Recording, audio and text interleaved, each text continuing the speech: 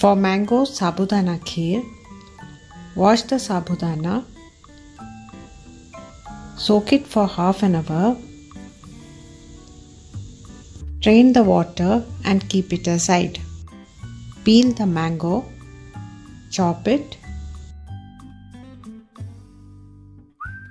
add it into a blender and puree it. Boil 2 cups of milk, add a cup of water, add the sabudana, cook it till it is done. Once it cools down, add the mango puree, mix it well, powder the cardamom and add to the kheer. Delicious mango kheer is ready. Enjoy it warm or cold.